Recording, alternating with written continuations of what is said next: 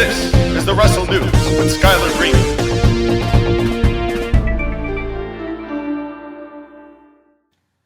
Ladies and gentlemen, welcome to a special edition of the Court-Martail podcast because this past, well, actually, it's only been about 24 hours, but on our past Court-Martail podcast, episode 103, we talked about a lot of news, but a lot has happened in the past week, so much so that we cannot help ourselves but to bring you this special news-centric edition of the Court-Martail podcast right before we watch whatever AEW Revolution is going to be. Welcome to the news of the week. I am your Colonial Champion, Sean McCarty, joined by, as always, the man of the hour, the man with the power, too sweet to be sour, the Bay Area Brawler, and the originator of this gimmick, the one I am currently infringing upon, but we're both part of the same podcast, so it doesn't really matter because it's all gravy.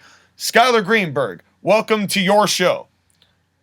Hey, yo, you're talking to the news guy. That's right. And nobody knows news like yous. So, exactly. That's right. So we've got about, what did we say, 10 things? Thereabouts?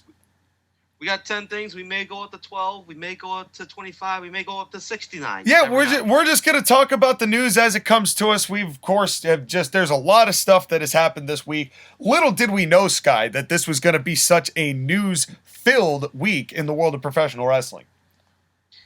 But we're here, and we're going to report on it right here, right now. That's right. So why don't you lead it off, because you have got more topics to cover than I, sir.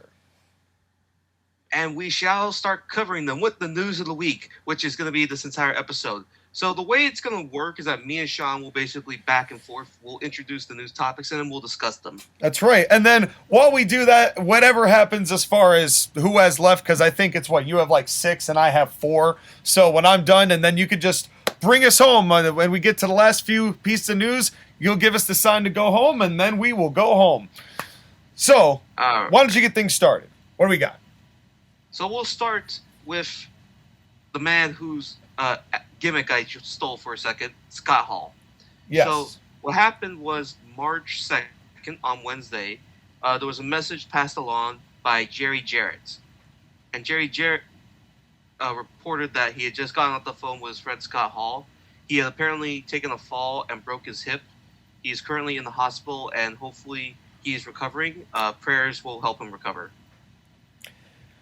You know, Scott is one of those really fascinating cases where he ended up being such a heel because of his own demons, and then Dallas turned him babyface, and then it was kind of like this weird kind of tweener stuff where he'd have these slip-ups and all these stories with him, but, you know, at the end of the day, like, you never want to see someone like Scott Hall in pain, especially if it's something like just a nasty fall.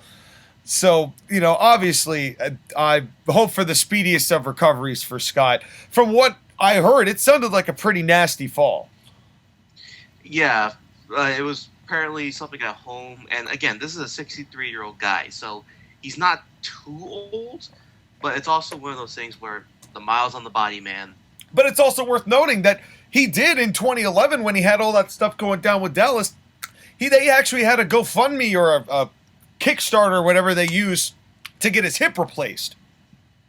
So I'm wondering if it's this same hip that is being replaced or whether it's the other hip that is suffering. I don't know if he actually got a double hip replacement now that I'm thinking about it. I mean, I hope it's not. Yeah, well, in either case, you know, the fact that it was there was at least a replaced hip in that body. So here's hoping that doesn't complicate things, because that's already kind of rolling the dice with replacements and body rejection and all that. So here's hoping that Scott has a speedy recovery and kicks out of this and comes back better than ever. Again, our thoughts and prayers are with Scott Hall. Yeah. Now on to your news. That's right. So now that the tennis ball has lobbed into my court, we're going to talk about, and unfortunately, I don't have any crafty intro for this because this happens so infrequently. Chavo Guerrero was very quietly let go from AEW. And apparently Chavo did not know this because he sent out a tweet saying that I just found out I was fired, not because they told me, but because the Sheets reported it and then he confirmed it. So Chavo is gone. Not that he was doing anything, but what are your thoughts on Chavo being there for a nice cup of coffee, getting a nice Tony Khan paycheck, and leaving?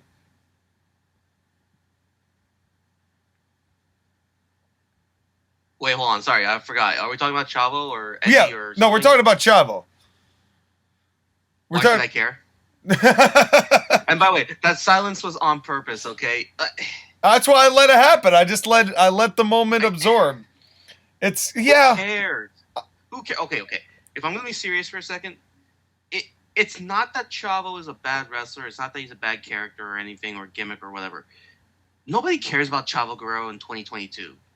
He hasn't done anything for years, and honestly, he's not that interesting of a guy. Well, and that's kind of the problem. It's like, what was he doing? He was there for Andrade or Andre El Idololo, lol, and now he's got a whole different entourage with him. Does Andre, and it's just Chavo wasn't really cutting that good of a promo for him either.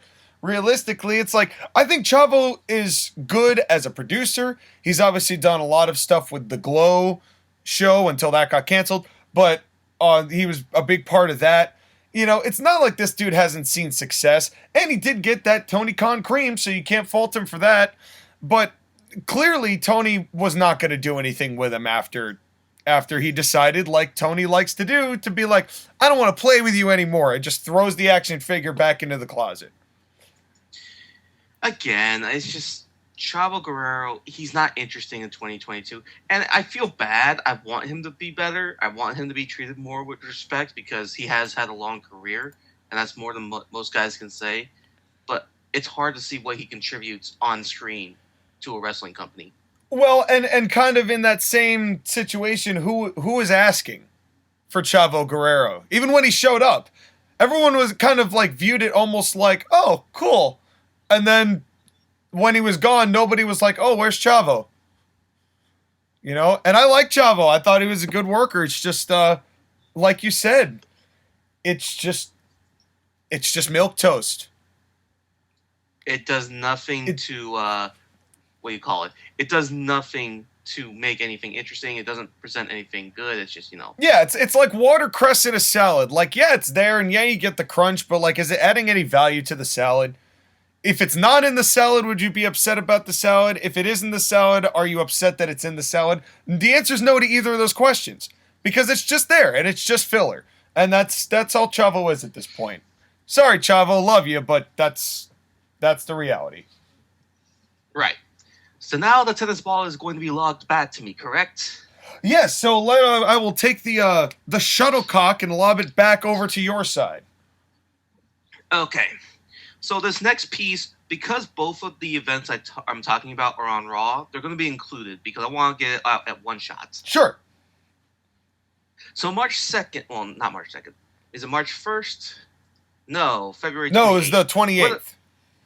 Yeah, February 28th was Monday Night Raw, and there were several interesting events that happened on that show.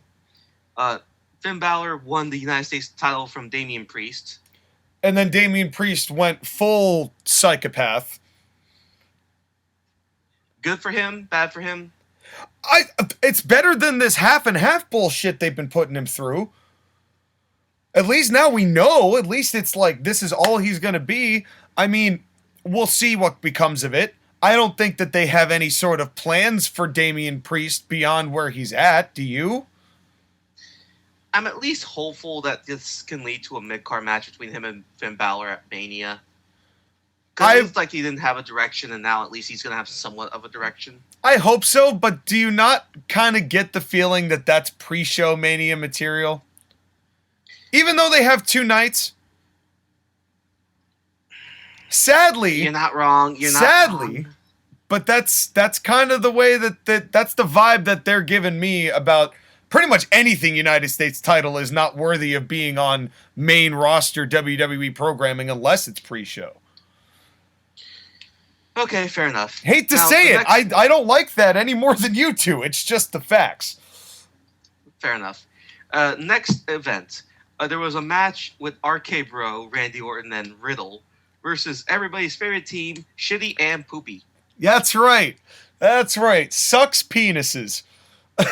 Anyways, that's the street for anyone who, just so there's a side note, for anyone who has never seen another episode of the Court-Martail podcast ever, that is the Street Profits, Angelo Dawkins and Montez Ford.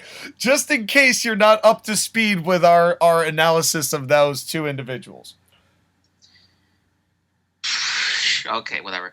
Anyways, point is that these 4 individuals had a tag team match at the Monday Night Raw, and what ended up happening is that they were doing the match, and apparently Randy Orton got an injury involving his ribs, and there's concern with WWE that he broke his ribs. I believe it was from a splash involving Ford. I'm not sure. I'm still researching that part. Sure. But what ended up happening is that because Randy Orton got the wind knocked out of him and was in pain and couldn't move, they had to change to finish the match. RK Bro was supposed to win, but because of that, Street Profits got the W on Riddle because Randy couldn't continue. Well, you hate to see stuff changed on the fly, but that's, if somebody's hurt, somebody's hurt. That's really all it boils down to. It's kind of sad when an injury is almost like, well, at least they're not going to have to be a part of this Mania, which is looking like it's going to be one of the weirdest WrestleManias, I think, of all time. These 2 nights of WrestleMania are just going to be head-scratchingly odd. And you hate to see it because you almost feel like Orton's now... I'm not that they had any plans for Orton for WrestleMania, really. But this might be more helpful for Randy than not. Well, you're treating it like WrestleMania is a bad thing. Like, people should not be on WrestleMania. Oh, no. Make no mistake. I'm all about people going out and getting that WrestleMania payday. I'm all about having wrestlers be in the biggest show of the year. I mean, it's the top drawing show in WWE every year. It's somehow, for some reason, that's still the case. Even though they've got like the strangest thing, and they've pretty much openly admitted this year, we do not know how to make new stars, or we don't want to, so let's bring out literally every classic hit, dust them off, and bring them into the ring. And it's just... And Randy Orton, the guy who's probably in the best shape of all the people who you could say are bringing back because he's there all the time. I like for Bobby Lashley and Randy Orton, I like them enough where I want to see them in a place of prominence. Where would they be in a place of prominence on this WrestleMania show with all of these people coming in? Tag team match. Exactly. And knowing how WWE loves tag team wrestling, it's just, I feel for Randy. I hope that he recovers fast, and I hope he does get that WrestleMania payday, right? I hope he recovers overnight, ends up going out, even if he's in a tag match with Shitty and Poopy, and he goes out and gets that WrestleMania cash money. All about that. Want the talent to get that. But... Okay.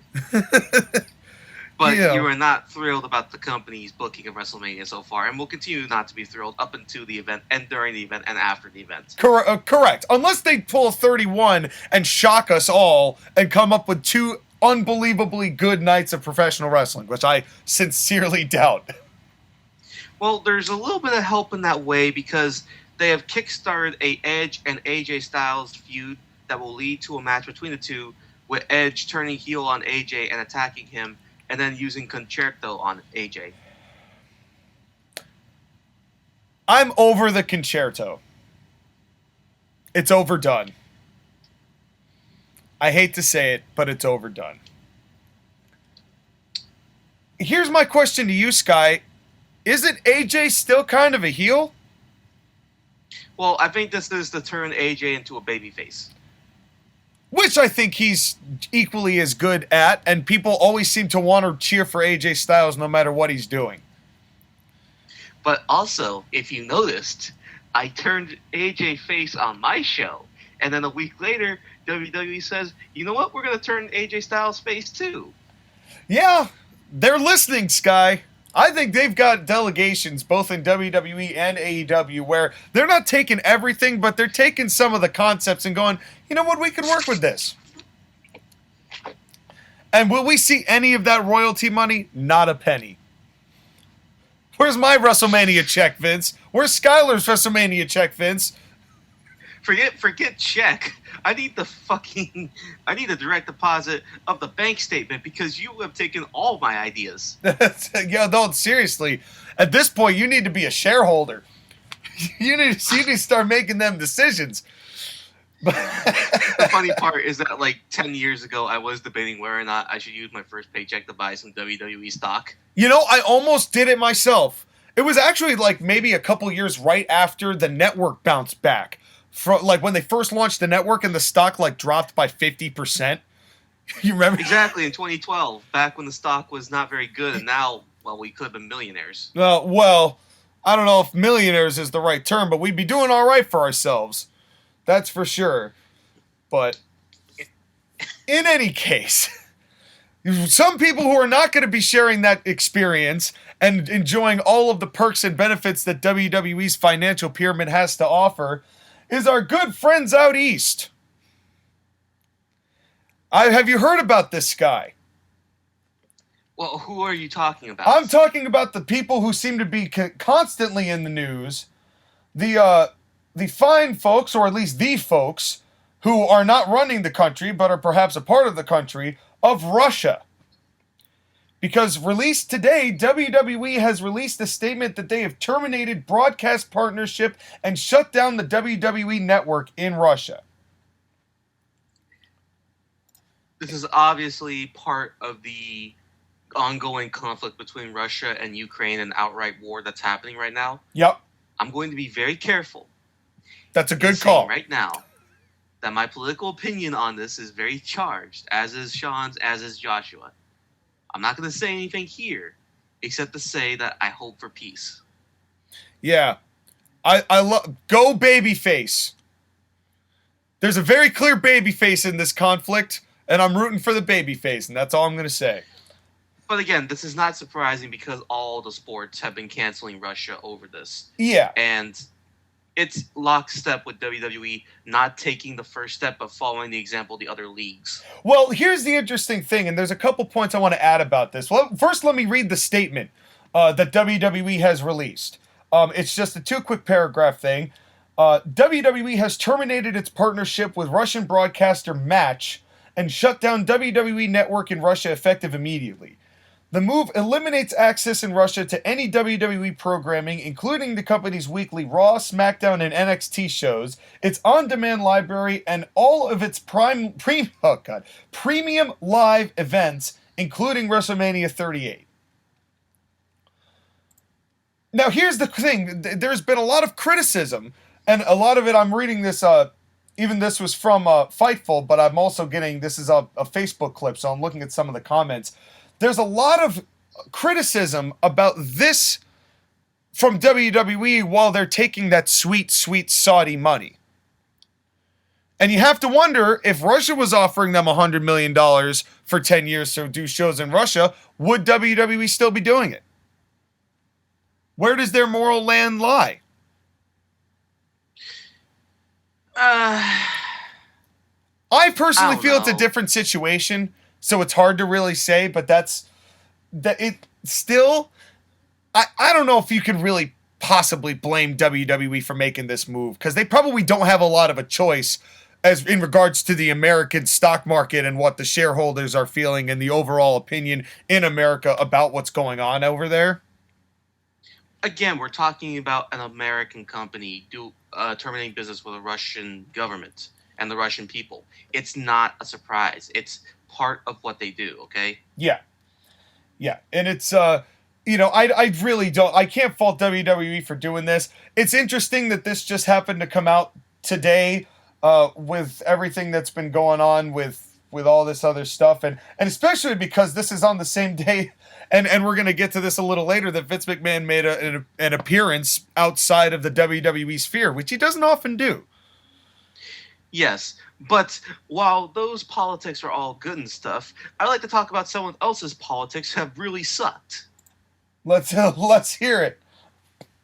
The mayor of Knoxville County in Tennessee, Glenn Jacobs, a.k.a. Kane, tweeted out on February 27th, "If you on the left are shocked by Putin's aggression, wake up, sunshine. Historically, in the real world, might makes right. Weakness, which is really what the left is all about, is not a virtue. It's a fatal character flaw. And no, the U.S. should still not get involved. Okay. Now, first things first, you pointed out that he did a tweet right afterwards that corrected you on and said "your." Yeah. I thought the funniest thing about this tweet was that that Glenn self-corrected his grammar so that the grammar Nazis couldn't come out and just eat him silly for that. He couldn't get hit for grammar, but he could get hit for the rest of the content. Which he continued on with another tweet, which is, I highly doubt Putin cares a whit about toxic masculinity, the cancel culture, Mutala, or any other things the radical left stands for. Now, Mutala, by the way, is basically like the Saudi, like, moral police, like the enforcers of the law there. Just for those of you who are, so it's basically a parallel to the PC police is what he's trying to get at. The first, okay, let's start at the beginning here. I don't necessarily believe that the first of these two tweets was sent maliciously. It seems to me that Glenn is more concerned about his own political position than he really is anything else, because he, of all people, is working the people of Knox County. Even though he may really believe that stuff, he's still a pro wrestler. He knows how to work. He knows how to work people and speak their language. So, but I don't think necessarily the fact that he's saying no, we shouldn't get involved. I don't know. It kind of sounds like he more wants WWE to beat Impact, if you know what I mean.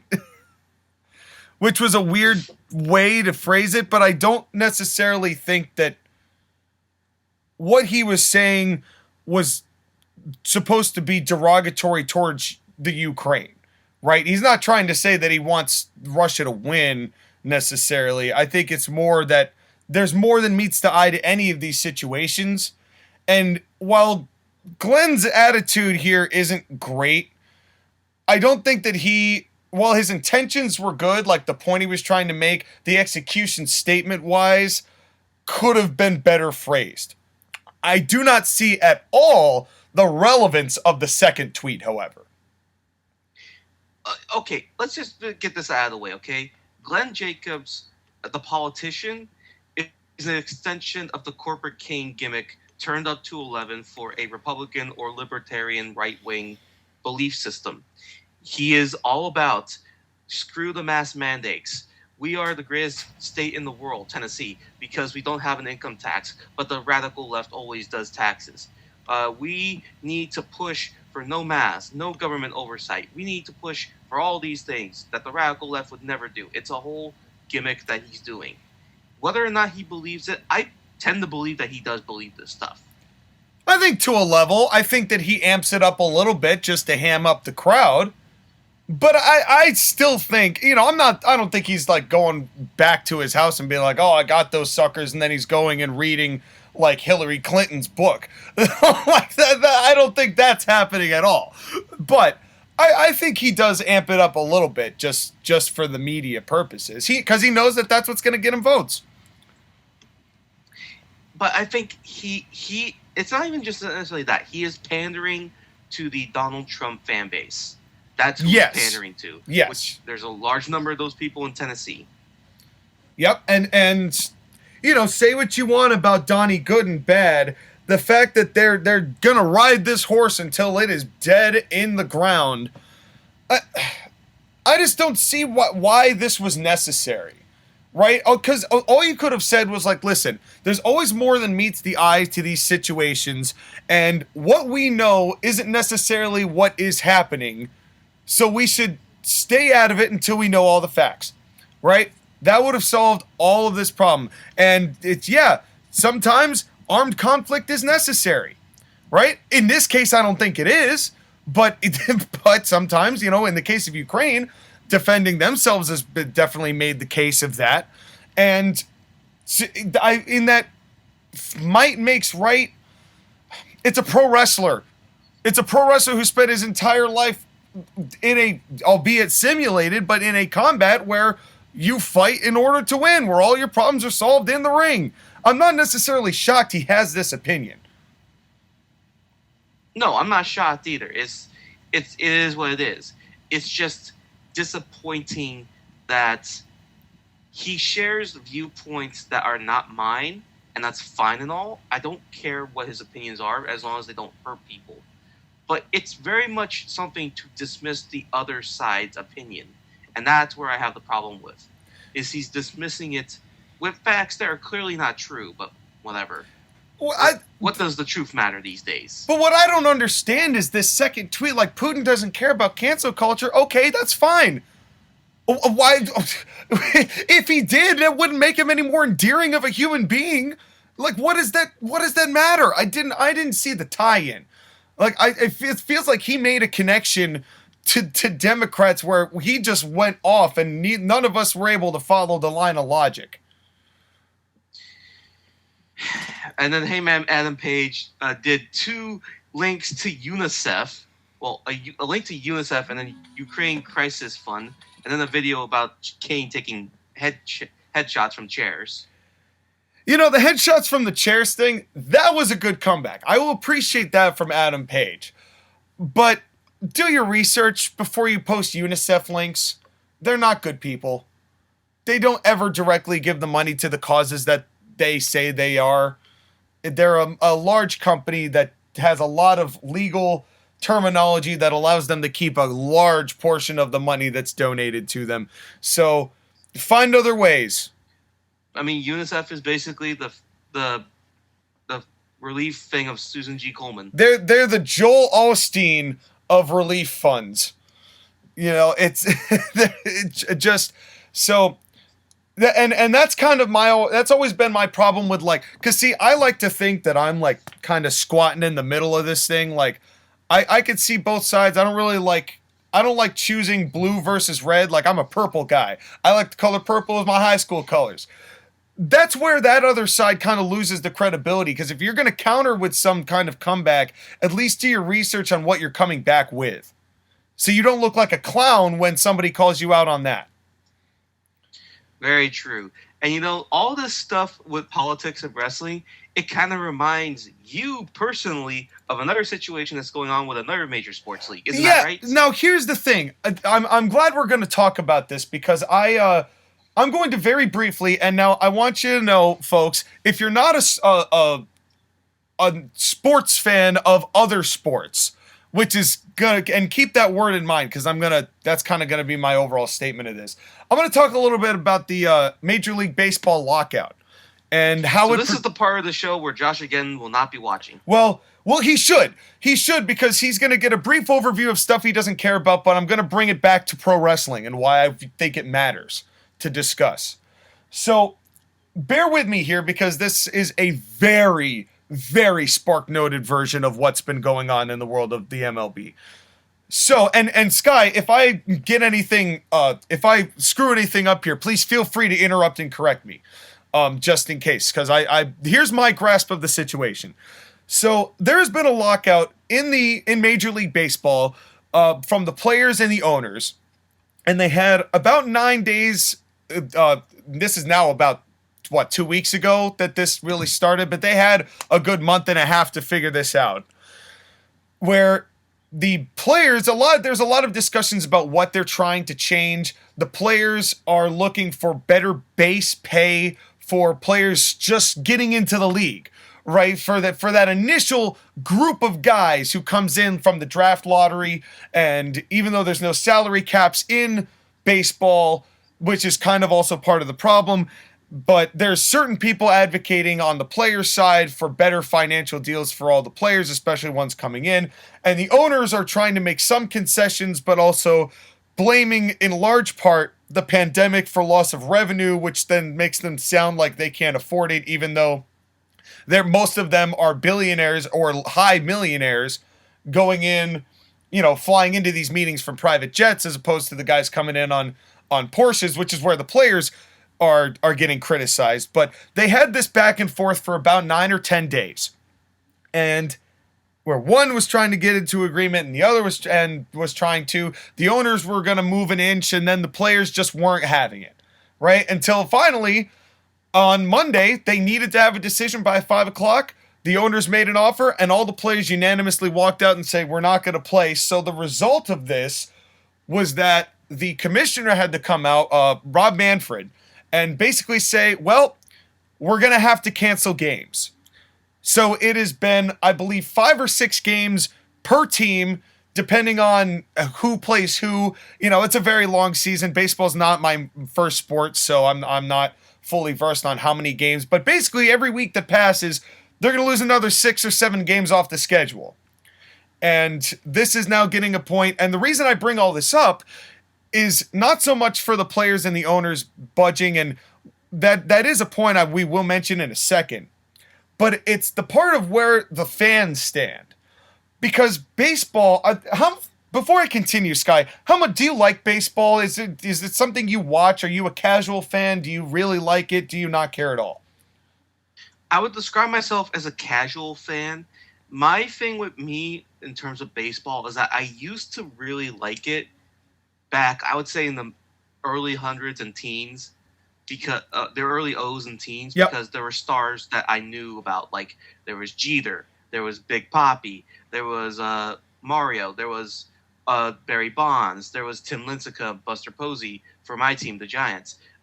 Every team, there were star players who I was interested in, who I wanted to watch, but it just never grasped my attention because baseball is ultimately a boring sport. Right. It's 3 hours, and it hasn't seen a format change in 120 years. It's the exact same game that you got to see in 1912, and it's... Except with a couple of gimmicks added on to try and make excitement that ultimately don't add anything, and if anything, hinder the sport sometimes. Yeah, like one of the things the owners were trying to bring in are like larger bases. Because the players' feet are larger now. Literally, that's their line of reasoning.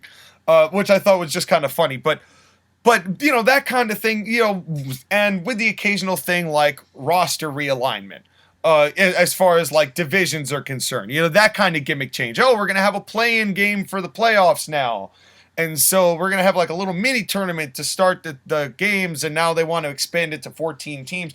So, but the first overall point I want to make with this is that baseball is now on its ear.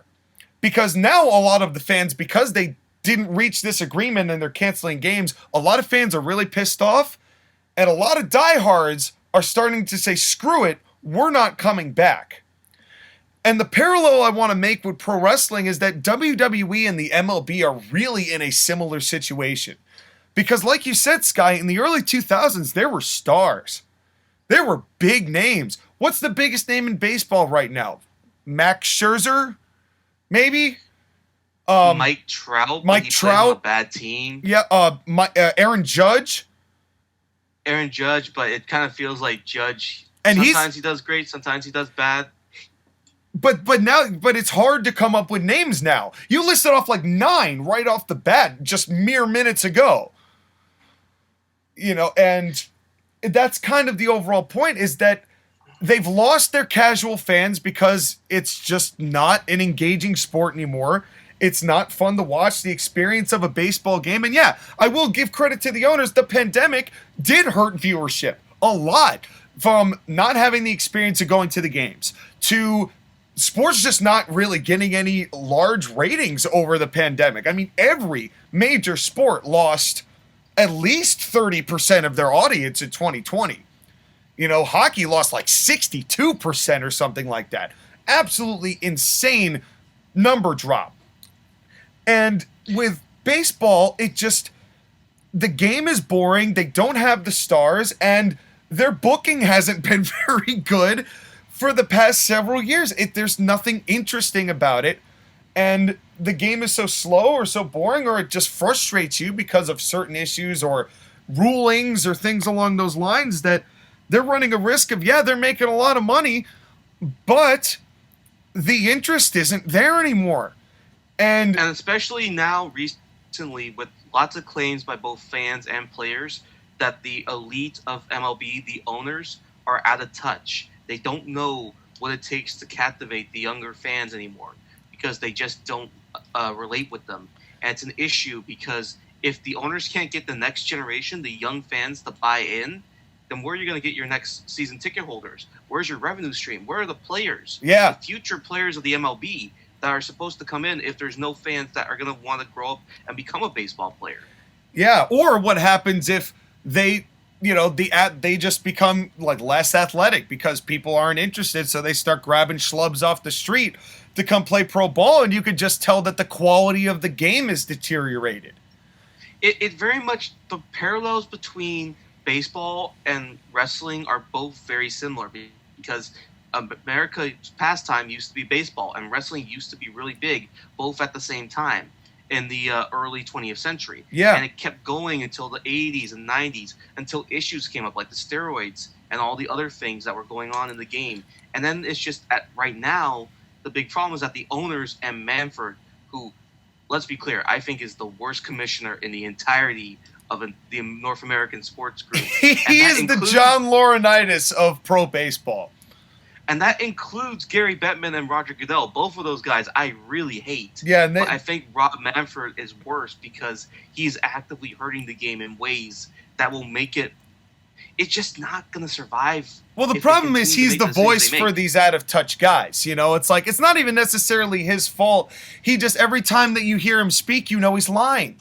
You know that he's trying to justify it. No, I take that back. He's not John Laurinaitis, he's Bruce Pritchard. He's a yes man for the people in charge. He's a yes man for the guys who don't know what the fans want. And now the fans are going, well, maybe we will come back. Maybe we won't when baseball comes back. If baseball comes back. It's one of those things where it's at a point where they're running a serious risk of going into the same thing unless they find some sort of Saudi Arabian baseball deal to get involved with. But watch the Saudi Arabians start their own baseball league like they did with the golf league. Yeah, well, but here's the other point I want to make with this. There's 3 points. That was point 1. Point number 2, part of the problem that the MLB is facing is with the players who... The players, a lot of times, there'd be a contingent of them who would still go out and play regardless, right?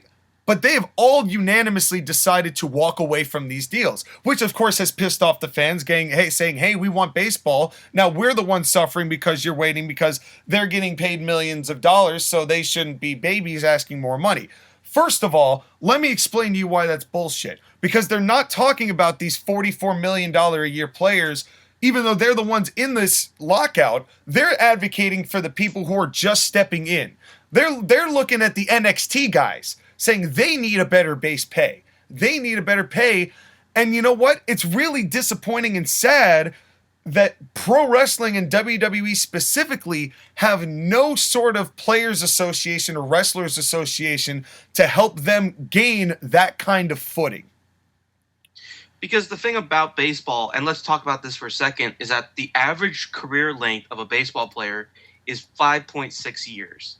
So you're telling people that the average Joe Schmoes, we're not talking about the big time guys who make money, okay? We're not talking about the Aaron Judges or the Mike Trouts. We're talking about guys who maybe only ever play like maybe 1 or 2 games, or maybe they only play for a season. These guys have very short careers. And after a baseball career, when guys don't have college education, what are they going to do afterwards? Yeah. Coach? Maybe be a trainer? There's not much money in that either. Yeah, and there's only... And that's the other thing, too. It's like... And that's part of the problem with the MLB, is that a lot of these guys in the MLB, the guys who are also suffering are, what about all the stadium vendors? What about all the guys who are in there working the games, doing the D-League stuff, or just getting everything prepped up? Well, like you said, all the trainers. And even if you have a 5 or 6 year career and you go to be a trainer, you want to be a manager, there's only 30 spots available. It's That's not even taking into consideration what MLB has been doing with the minor league system and cutting teams off as part of their saving money during the pandemic. Oh, what does that sound like? And you can only use the pandemic so frequently to make your case for this, right? Especially because you know that all of these first quarter, second quarter returns, what's going to happen here? They're going to come back from the lockout, no matter when it is. They're going to have the rest of the season, and by the time that October comes around, they're going to be talking about how great their profits were despite the issues that they had at the beginning of the year.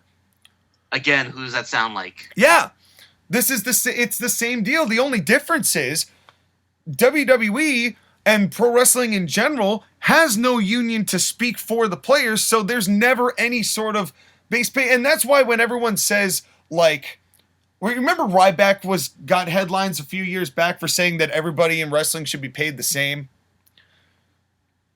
Which I call bullshit on. But I don't disagree with the idea that the people in NXT get paid a good wage to go out there and work on NXT all the time, or the people in developmental are getting a good base pay to deal with all the time, no matter where they are, if they're getting the same level of training. But that's not how pro wrestling works, because it's individual by individual deal, so much that they don't even get health insurance out of it.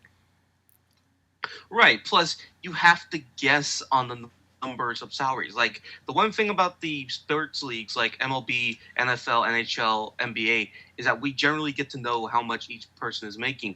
Except for very few circumstances, we don't know how much these guys and girls are making. Yeah.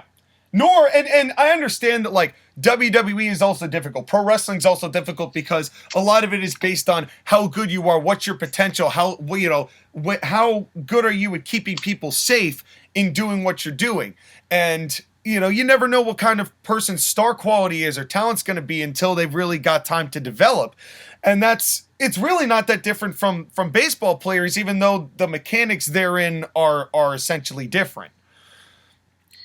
Right, but again, it's one of those things where we don't know how much the wrestlers make because there's no universal system of this is the minimum you have to pay these people, this is the maximum, you pay within that range. Yeah, it's like, and I'm not even advocating for like salary caps or anything like that in WWE. That'd be just ridiculous. But a base pay for some of these guys, if you're going to be brought into the big leagues, right? If WWE sees enough in you, even if you're a guy like Gable Stevenson, right? If they see enough in you to invest in you to be a part of your pro league, you should be paid pro league money. Instead of, remembering the early days of NXT where the salaries were like $35,000 to go wrestle at Full Sail? And we're talking about Florida. It's not, and Orlando specifically. That's a pretty ritzy place to live. You have to have a pretty good salary. Yeah, and on top of that, we're talking people like Samoa Joe in NXT was making that kind of money. That's where the ridiculous part of that comes in. But here's my final point about this, and then we'll move on because we do have more news to talk about. And this is, I don't want to say that it's controversial because it's not, but it's going to be something that is definitely a debatable topic, okay? So, my big statement, pro wrestling is a sport and is still a sport and will always be a sport. The only reason it's not treated as a sport is because the people in the sport started treating it like it wasn't a sport. Predetermination, the only reason that we all know about that is that the business decided to make sure we knew. Because it was all speculation at that point. Even though people were getting sick and like everyone was starting to understand it because of the way Vince McMahon's model was, Vince is the one who exposed the business enough where people now started to believe it's bullshit, including the people in the business. So they stopped caring, and then when they stopped caring, people stopped filtering what kind of talent was allowed to be let in. And now look at us. If the MLB came out and said, yeah, we were fixing games right now, and then all of the athletes started just to look, started to look like bench warmers, then what? What would the MLB look like? The only difference there, considering the grind, considering the time it takes to start or be a professional wrestler, you have to be as intensely trained as an athlete. You need to be as toned as humanly possible, or be in one of those weird conditions where you're out of shape actually helps your case, but that's a lot more an exception to the rule. Look at CC Sabathia. Oh yeah, CC. Or the wrestling equivalent like Jacob Fatu. Yeah, or Eddie Kingston, right? In those rare occasions that it works. But most of the time, you have to be in top-tier athletic shape. You have to spend years and years and years grinding on an independent circuit and a developmental system that has been completely destroyed by the big companies. Sound familiar? And you have to spend years. You could spend 20 years there and never make it big. Hope you can make it into one of the big leagues. Thankfully, there's 2 of them now. And then even at that, you might end up on the D-Leagues of that show, a la AEW Dark, or Main Event. Elevation. Yeah, or WWE Main Event, which is still a show. Not to mention, if you look at the world right now, in both cases with MLB and wrestling, there are other options for entertainment. Yes, there's NFL, there's NBA, there's hockey, there's soccer, there's other sports. There's not even other sports, there's other entertainment options. Nowadays, streaming is one of the biggest things because you can watch shows whenever you want. The option for entertainment is becoming more and more open. Yeah. And these sports have to grab the attention of the fans. Yeah. Otherwise, they're not going to get money. Yeah. The only and the sad thing is that because WWE and pro wrestling stopped taking pro wrestling and stopped treating it like a sport is the only reason that this is a debatable topic. Because every single sport is entertainment. By proxy of being something that people come to watch and pay money to see to enjoy. Baseball's entertainment. Football's entertainment. Basketball is entertainment. UFC is entertainment. Boxing is entertainment. The only difference is that WWE and professional wrestling decided that they didn't care about being treated like a sport anymore, and look what happened to the business as a result. But you want to know an entertainment that does take itself seriously? That entertainment is White Knux and Abizzle. Isn't that right, Sean? Yeah, you damn right. I wasn't sure whether we were going to hit this spot today, but it's always newsworthy when you get informed of the greatest music to hit the modern era, because a new era in entertainment has arrived. AB Production CT is proud to drag you out of the superficial monotony and overproduced, oversimplified modern musical mud pit with 2 industry-busting artists slowly taking the world by storm. Abizzle and White Knux deliver an avant-garde approach to music that blends elements and instruments of a wide number of musical styles, including hip-hop, R&B, jazz, funk, rock, house, EDM, and so much more. It is high time for the music industry to be shaken to its core, so be a part of the foundation-breaking movement by supporting aspiring artists. And right now, you can catch the latest release, The Wax Apocalypse, a 32-track album that took 2 years to come together, and not because we were debating price. A saga of a lifetime awaits your eager ears. Look for Abizzle, spelled Abizzle,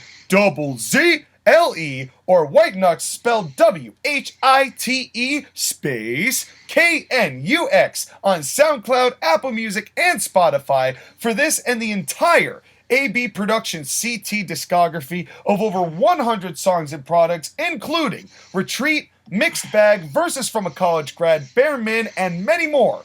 All just a short click away. Link in the description. Come join the entertainment revolution with AB Productions CT.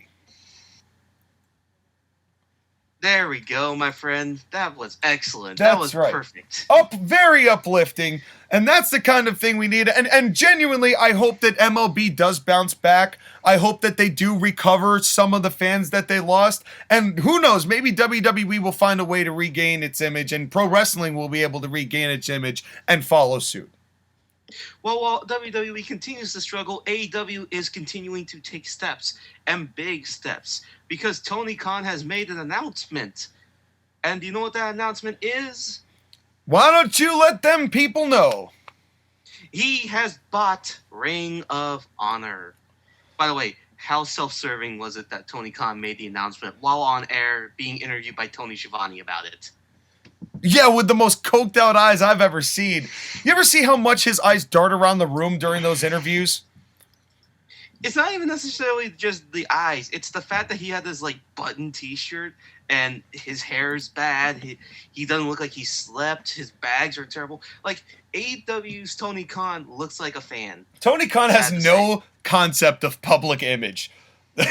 He really doesn't. No, he used to. He used to dress up nice in a suit. He used to have his hair nice and trimmed. He used to look good. Now he looks like a maniac. That's what happens when you're booking 4 shows, poorly albeit, but you're booking 4 shows. That's enough to make anyone crazy. So anyways, the point, though, is that Tony Khan has bought Ring of Honor. Now, let me go ahead and go over the facts of this information, shall we? Let's do it. So, apparently, it's between $30 and $40 million for Ring of Honor to its tape library, brands, images, likeness, and event names. Wow. How humiliated must Eric Bischoff feel? $2 million is how much WCW went to WWE for, and Ring of Honor just got 400% of that number. Hold on. Let's do the inflation calculator, because $2 million in 2000 is probably different than what it was today. Well, that's a good point. That is a good point. So let me go to the inflation calculator. But even still, it can't possibly be $30-40 million. No way inflation's gotten that bad. Yeah, it would only be about $3.2 million. Yeah. So there you go. Over 10 times the amount that WCW is worth, Ring of Honor got purchased for. Right. Now, these 20 years of events is part of the tape library, includes the footage from the All In pay-per-view, which you and me review the match from. Yep. Yeah, we did. We did it yesterday. And before we continue, I do have to just say publicly on this air, I have to take an L, Sky. I don't like taking L's, but I do have to take an L. Because when I watched the Cody Rhodes and Nick Aldis match on the live stream, I saw the whole sequence of the double crossbody, and I have to admit, you were 100% right. That looked like dog shit. It was terrible, man. And there was a lot of more. That match was a lot sloppier on second watch than it was on the first watch. Keep going. Keep acknowledging. No, that's all I've got. Hey, listen. Be happy with what you got. I'm an honest enough man. I'm a humble enough man to overtly tell you were right. I was wrong. You were 100% right. I will take this L. I will eat this L, knowing that there's W's coming in the future. Okay, thank you. Anyways, so Tony Khan's buying of Ring of Honor is interesting because WWE had preliminary conversations with Sinclair about buying Ring of Honor several years ago, but nothing came of it. Okay. So the interest has always been there, which is good to know and really not surprising given Tony's flavor of wrestling that he likes. Now, of course, the thing about it is that there was a lot of talent who was on Ring of Honor that was released back when the promotion went on hiatus last year, and most of their contracts were either let go or expired. Apparently, those contracts are not good, and if Tony Khan wants anyone from Ring of Honor for AEW, he has to sign them. The big ones are obviously Jonathan Gresham and the Briscoe brothers. Well, I really hope he does sign the Briscoes, but at the same time, I kind of like the whole aura of the Briscoes never going to a major company, but still getting more buzz than any other tag team, save for FTR. Well, hold on. Let me continue. So apparently there are plans for Ring of Honor to continue as a company just under AEW's brand, with the idea that it will become its pseudo-developmental company, which they need badly. Desperately. Because Tony Khan has way too many wrestlers who are way too green. And if this is their idea, it's a great idea. Stash the developmental workers on Ring of Honor and have them work with veterans like Jonathan Gresham and the Briscoes. And recently, we were talking about this before. There's a pretty big staple name of Ring of Honor that just got let go of the Empire, just was released from the Death Star, who might not be the worst guy to have teach wrestlers who want to be a big part of AEW in the future. Is he Claudio? It is, in fact, Claudio. Which, by the way, there is a mention that there is a plan to have some AEW main roster talent dip into ROH on occasion. Kind of like what WWE is doing with Dolph Ziggler and Tommaso Ciampa right now.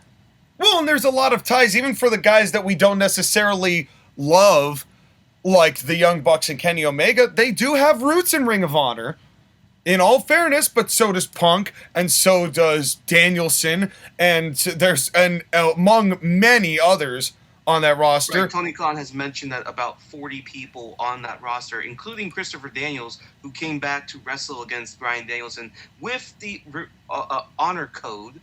Yes, which was great, and also my last piece of news. Thanks for taking that, by the way. You're welcome. but On yeah. a side note, it's great to see Christopher Daniels come back, even though it's still clear the eye is bothering him. I think it makes him look badass. I think he looks cooler now than he did when he left. I mean, you hate to see it, but in a weird way, I'm like, you know what? He could make this work. If it's not hurting him to do, he could make that work. We'll see. We'll see. I don't think he's going to be treated seriously enough at that. You know, he's just not a big enough name to be treated that reverently. But you never know. Again, it's just good to see Christopher Daniels get his due because he's a veteran who really deserves it. Now, another thing too is that currently the booker of Ring of Honor is Hunter Johnson, aka Delirious. Yes. It is unknown whether or not he's going to be staying with Tony Khan and ROH at this time, but there's a possibility he will. It's just 50-50 at this point. I hope for Ring of Honor's sake that he does. Because you need a liaison between AEW and Sinclair, and Delirious is probably the best person to be that person. Plus, if Tony tries to take the booking for a 5th show, that dude's going to lose quality on all 5 shows. I mean, because at that point, it's just going to be putting pencil and paper and circling names. And that ain't going to get anywhere. Exactly. If anything, they should probably start using Dark and Elevation and start using Ring of Honor to do what they've been doing. Yeah. Well, it'll be interesting to see. I'm happy to see that Ring of Honor is still alive and is still living and will remain alive and living. And we can only hope that Tony Khan has the foresight to... You know what they should do? Tony Khan should book Ring of Honor and Hunter Johnson should just book AEW. Never gonna happen. Never gonna happen. But, man, having somebody like Hunter Johnson who actually knows how to book wouldn't be the worst thing in the world. Maybe to book with Tony. You say that, but Ring of Honor these past few years has not been that great. Is it the fault of the booking or is it the fault of the star power? AKA Sinclair not paying money to bring in people who are actually good. Yeah, I mean, or people who have a little more notoriety or could have themselves be made more valuable. And I just don't think that that's the way that Ring of Honor is. You and I said it right as Ring of Honor was going away, right at the beginning of the year, is that their talent roster was not good. It was just not good. The Rush was just not a good world's champion. They didn't really have any depth other than what? Jay Lethal and Jonathan Gresham, pretty much. But again, those guys are getting old. They're not getting young. And AEW's roster has a lot of people that they can put on Ring of Honor. And, let's see what happens. And EC3 is grabbing his narrative. I mean, controlling his narrative. Whoa. This is a PG show. Is it? We're well past the first 3 minutes, Sky. We're kind of in the clear here, but within reason. We can say ass and fuck and shit? Yeah, within reason. Hey, that's Braun Strowman's entire talent level, so. That's right. Choo-choo. So, yeah, I mean, I'm honestly happy that Ring of Honor is not going to just be killed. I do find it an interesting parallel, though. Somebody brought this up to me, that Daniels is the same age as Ric Flair was when WCW went under. Not to say that Daniels is Ric Flair, but if somebody's going to go out there and wrestle on one of the first matches or is going to be one of those staple guys of Ring of Honor going forward, he'd be pretty much one of the guys to do it. Also, this means that Ring of Honor is dead and Impact outlived them. God damn it. Well, not necessarily, because everybody. Not necessarily. I mean, Impact, as an independent company, yes, you're right. But the fact that Ring of Honor only took some time off and is still running shows, even though it's under AEW's banner, but they're still technically their own show, I don't know if that's necessarily being, killed as more as it's kind of being lulled and ownership change, which has happened with Impact a couple of times. You destroyed the meme, damn it. But Impact, that doesn't change the fact that Impact refuses to die. And speaking of refusing to die, we're going to talk about the final piece of news, the Pat McAfee interview with Vince McMahon. Oh, well, before we get to this, do we want to mention Cain Velasquez at all? No. So Cain Velasquez is a dirty, dirty man. Actually, hold on. Okay. Because I don't know, I heard that there was motive. I don't. So short term, the skivvy of this is that Cain Velasquez was arrested for attempted murder with a shooting. Okay, more narrative. He was protecting a family member. Okay, that sounds fair enough. He got 10 charges of murder and possession of a weapon and all that, and use of a weapon, but supposedly it was to protect a family member, I believe, from a stalker. Well, there's still a lot more of that story to develop, so let's put a pin in that one. Is Cain Velasquez a professional wrestler? He was involved with Brock in one of the worst matches I've ever seen. And he did wrestle in AAA and was actually pretty good at it. I think it counts. I think it has to count. A person who, I guess Pat McAfee also is kind of not as... But I like Pat McAfee more. Anyways. Well, yeah, I think that's not a difficult one to if you're choosing one or the other, I think Pat's going to be the winner most of the time. So Pat McAfee did his interview with Vince McMahon on March 3rd, and god damn it, Pat McAfee makes everyone he talks to charming. Yeah, he is one of the hands down best interviewers that I've seen. Even though Pat interrupts his guests all the time, he is still, regardless, he has a way of bringing personality out of people that not many other interviewers do. Right, like I implore anyone to watch that interview with Brock Lesnar, because that Brock Lesnar interview, according to you, made him so likable that you wanted to see him win the title at Saudi Arabia. It was hysterical. It was so funny. He had such personality. Within 2 minutes, within 90 seconds of Brock showing up there, he literally like Hulk smashed the table he was sitting next to and broke it in half. And like when he left, he threw his headphones up into the rafters, and they're still up in the rafters. They pointed out every show. Continuing on with that, he told Pat McAfee, "You made $50 million in your career, and you can't afford a good table." Yeah, he busted his balls, did a Steve Austin impression. I want to try his blend. He has with the Bearded Butchers, he has this Brock Lesnar blend of spices, which you can buy in the 4-pound tub in case you really, really, really love meat. And the other thing, too, is that during the interview, Pat McAfee was talking about Seth Rollins being attacked by that person at the Madison Square Garden show. And Brock Lesnar had the greatest response, "I fucking dare somebody to attack me." Yeah. And then he grabs the microphone, stands up, "I dare the next fool." It was great. And it's kind of exemplifying how Brock is really just having fun with this run and having fun with everything he's doing. You can see it. You can feel it. And amazingly, the person who we thought had zero personality of late, because he just seemed murmured and disheveled and just sad, ended up having a pretty damn fun interview with Pat McAfee. And that's Vince McMahon. I mean, literally, Pat McAfee saying, I work with Michael Cole, and Vince McMahon's like, Michael Cole is a horrible human being. Yeah. I mean, the gimmick and all that's well and good, but just terrible. Just terrible. Exactly. And he's joking about it. He doesn't of course. mean it. But again, it's fun. It's interesting. The way Pat McAfee gets his people to just be comfortable enough so that they can talk about who they really are, what they do. Yeah. Yeah. Now, and let me talk about a couple of tidbits from this interview that you and me have interest in. All right. So first off, he talked about The Undertaker going into the Hall of Fame and announced that he will be the one to induct The Undertaker into the Hall of Fame.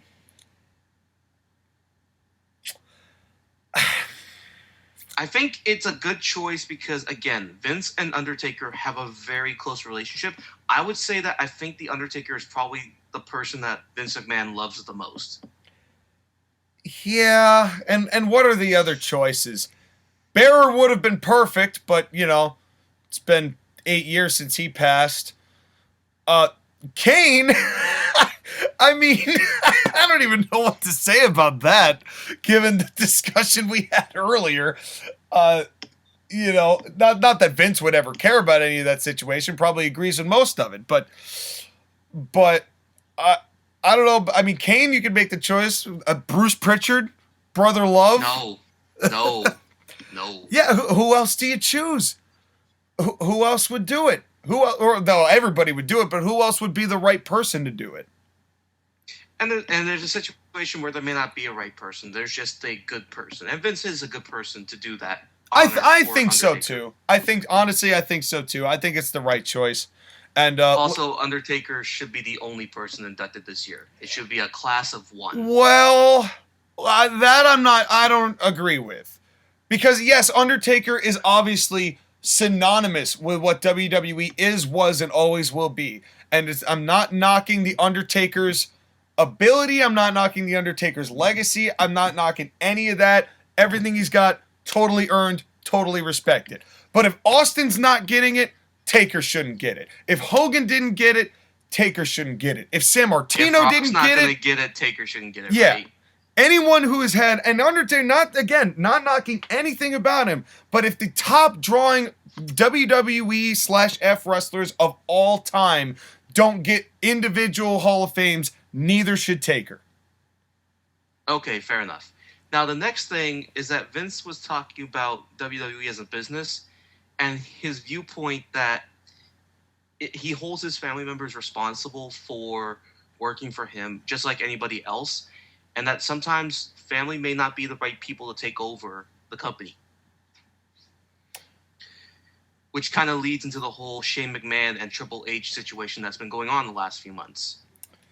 Well, Shane was spotted at Madison Square Garden the other day, so he might be at that live event that they've been advertising so much on WWE programming.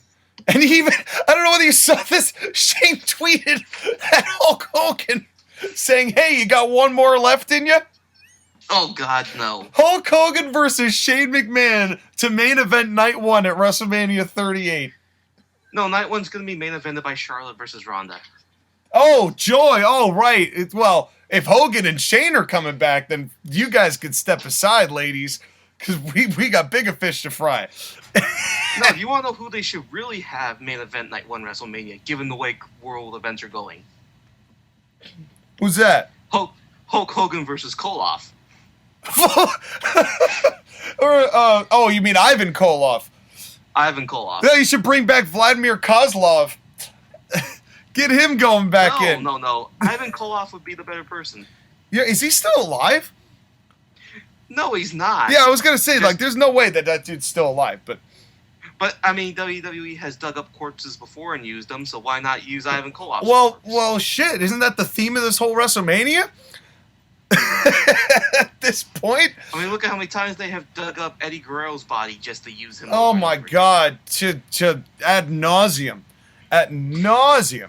But the overall point of that is, though, it's that this is one of those things where I don't necessarily disagree with Vince, but I think that this kind of left, because of what you said a couple weeks ago, right, about him being little pee-peed about the Essence Salt and Pepper 500, right? And being a Fortune 500 company and wanting to be like part of the big boys. I think that he at some point realized that if he had this strictly within the family, that was never going to happen.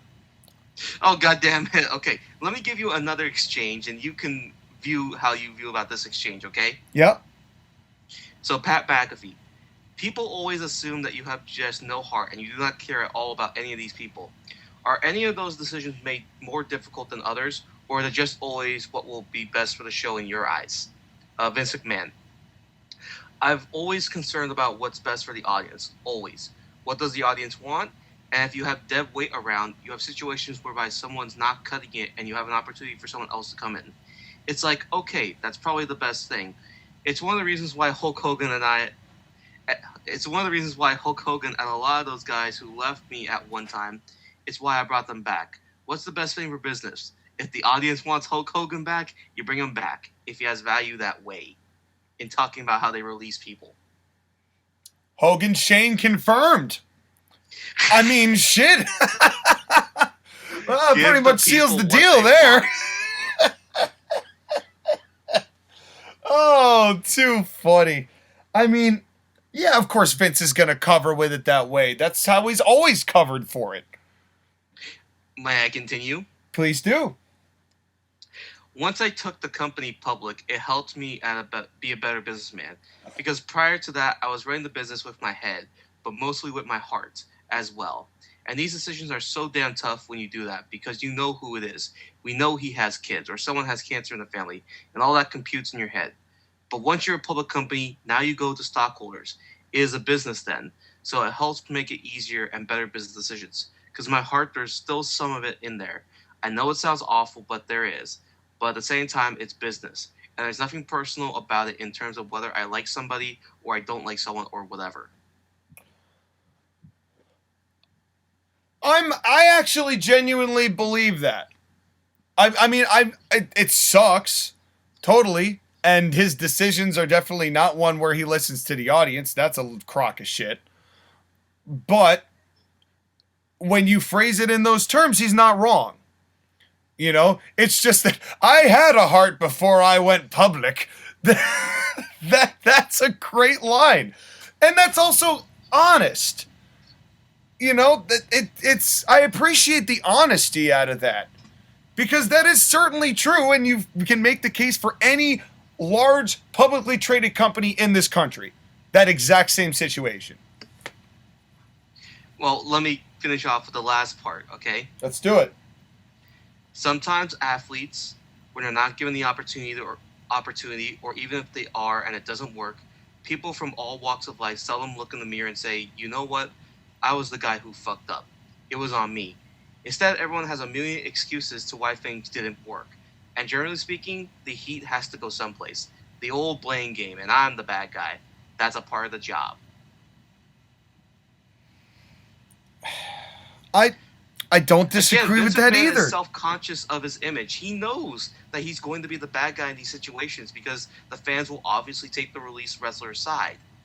Yeah. Well, sometimes. Not all the time. Most of the time. But most of the time.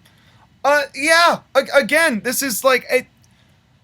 I don't necessarily sympathize or empathize with Vince because at the end of the day, he's still a multi-millionaire, billionaire business owner.